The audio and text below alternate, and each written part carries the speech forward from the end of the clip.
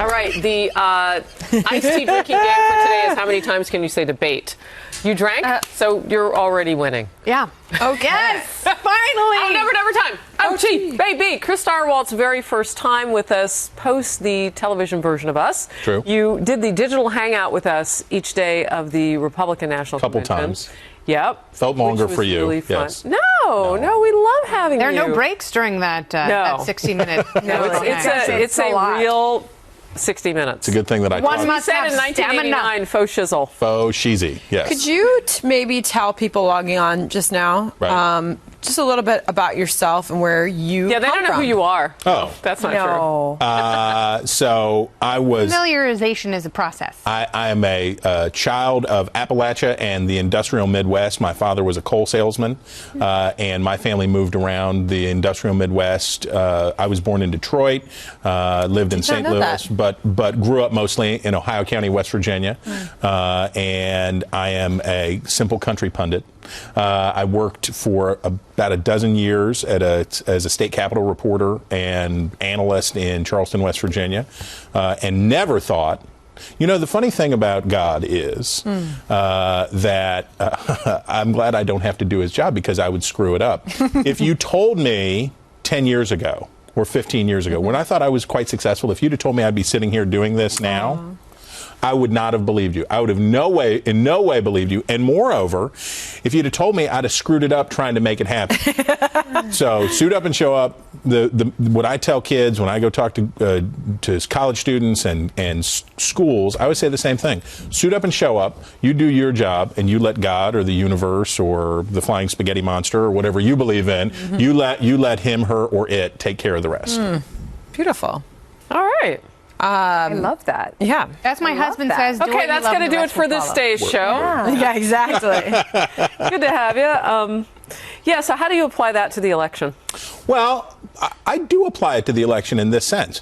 I am not in charge of this election, right? Neither is Donald Trump, neither is Hillary Clinton. Who's in charge? The voters of the United States of America are in charge of this election, and they will see their will done. And it will work, and it will happen, and we will have this election. Abraham Lincoln in 1864 could have said, nah, I think an election sounds like a bad idea, guys, don't you? The nation's capital is under threat. The army of Northern Virginia is right there. And do we really want to do this? And how do we really, would it be smart to do it now? And not only did Lincoln call for the election, but he also had the army vote, and he wanted to make sure that the soldiers could have their votes cast. And I'm sure the internet knows this story because it's the internet. But the votes that came in from the people at home in the Union were against Lincoln, and they were for George McClellan, who was a general that Lincoln had fired, who promised to sue for peace and have the war end with a boundary between the Confederate states and the northern states. And Lincoln thought that he had lost. And then the votes from the army came in. The very people that McClellan said he was trying to save, preserve their lives, the votes from the army came in, and they were overwhelming for Lincoln. They were overwhelming for Lincoln. And those votes in that election saved the Republic and brought about the swift and speedy end of the Civil War and the reunification of the country. And by God, if we can survive the 1864 election, I'm pretty confident that we can handle baskets of deplorables and the CNN battleground. Well, I was reading this weekend, and I retweeted out that the Grover Cleveland in 1884 was called a fornicator, and actually, like, nasty elections. Now that's now that's an advantage. That's a plus. That's a bumper sticker now. Fornicate. They go back to the birth of our republic. And Quite wasn't so. it Adams who was called a hermaphrodite? He was called hermaphroditic, and Thomas Jefferson and Dusky Sally Hemings, as she was referred to, that constantly chased him. Politics have been gross before. It's just gross at such a larger decibel level and such a larger volume. And social media. Exactly. The fire hose that people are subjected to constantly. You peer out of the world. You say, oh, good morning, world. What's going on today? And the fire hose is immediately turned in your face that not only everything is horrible, but also will never survive. And And I've had enough of this defeatist United States. I'm ready for America. Okay, that let me says ask you we a can question. do Where it. did you go to college and what did you major in? I went to Hampden-Sydney College, which is an all-male college in Virginia, liberal arts college. Enter as boys, leave as men. I majored in history. I majored in history and with a lot of religion classes. And I'm a strong proponent of a good liberal arts education so that you can be rooted in the classics, be rooted in the canon, know what your culture is, know what knowledge, learn to appreciate knowledge, and then start to apply it. Interesting. Wow, you are the deep end of the ocean, my friend.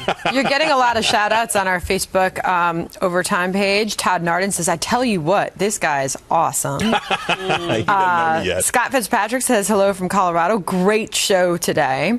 A lot of people weighing in. Harris, do you have anything? Yeah, actually, I have my own question for you, piggybacking all of that motivational. The comments must be really bad then. Inspirational. They're all very good. Yeah, okay, I'll ask No, Florida no, no, Barry's I'm question. kidding. No. But can we survive the liberal Supreme Court justices, that is, if Hillary Clinton were to win? So, a good argument that Donald Trump has made is, and he has put out lists and lists of potential Supreme Court appointees on his part to say to conservatives who have been very leery of him, not just on a personality basis, but also on some of his positions, like a new entitlement program for family leave and some foreign policy issues. And he says, but the Supreme Court, if Hillary Clinton gets the Supreme Court, you'll lose it for a generation, and your gun rights will be ruined, and you will also see partial birth abortion and things like that. You know what? That's the thing that most people said to me when I was at this football. Right. I mean, totally unscientific, but when you have strangers coming up to you and giving you, their 2 cents, they were on both sides. I mean, they weren't all Republicans at all. I would say the people came up were sort of evenly split. They all said Supreme Court justices, almost all of them. Because like whatever side you're on, like they're like, this is why I'm voting. You're absolutely right. That's the one issue where people, regardless of their contempt possibly for Donald Trump and some of the stuff that's come up about his personal life, and a lot of people that I talk to have issues with that. No, but that's the one issue where they're like, I don't care. I may disagree with him on foreign policy. I may think that he is philosophically untethered. However, the Supreme Court alone is a single issue that will allow. I want to get another question in from the live chat. Tom Poulin says, "No, Chris, we the people are not in control of this election. The FBI failed to do its job. How can we trust any arm of the government?" Then it's time for a revolution. Right? I mean, honestly, at a certain point... We're having one. It's 9,500 people on our live chat right now. And we're having our own revolution. Fire it up. Exactly. But honestly... Stire it up. Bumper sticker. If you believe that the criminal justice system of the United States not only has been corrupted, but is a corrupt entity, if you believe that that's true, if you believe that the elections are fixed, if you believe all that stuff, it's too late. Then you're already too late. I don't know why you'd bother going to vote in an election that you thought was already rigged, that you thought that everything was already set up. That's my point. What has to happen to make America better, to improve the things, is what? People have to get in the pool and swim. You have to get in there with the other people. You have to say, well, I don't agree with you about this and I don't agree with you about that. But when you read the Federalist Papers, when you look at the fights that were going on at the founding of the country, deep, deep division, people still found ways to get together and make things happen.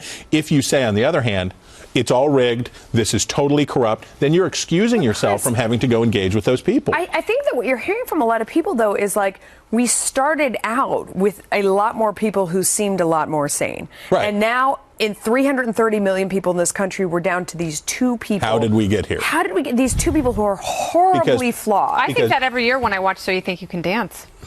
It's really the same thing. All right, Spikester0 says, Chris, a West Virginia native, take me home country roads. True that.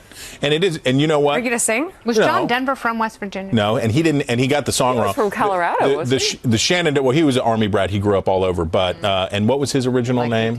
His real name is Rick Springfield. That's right. Bettendorf. I think Bettendorf. Is but that anyway, true? It's something like that. I have to hit the Google machine on that one. But when we look at West Virginia, I will put this plug in for West Virginia, the 35th state, the most beautiful state in the union, and the state with the kindest, nicest people. And people around the world know America, across the world know West Virginia because of John Denver's song. So he got the geography wrong, but I can be in Jamaica or I can be in Germany, and people know that song and they can sing along. So John Denver. You go there on your private jet. That's because that's how I roll. Exactly as part of the globalist elite. Go ahead. Well, no, I had promised that I was going to mention my 71 plus group. I had interviewed a group of women down at the Villages that we had mentioned off camera earlier for other reasons. Did you get your own golf cart? Or? No. Did you play golf? But I mean, that like the entire meadows community. where the meets? They had all their golf carts decked out. Yeah, they got fly golf carts. Yeah. And then when you talk to them, they're just truly concerned about the fate of this country. Yeah. And I'll leave it at that. All right. Fun to have you. Oh, Chris Stirewalt, last word. 70 minutes, including the live version of us. We were on Stirewalt. You're better than that. Never.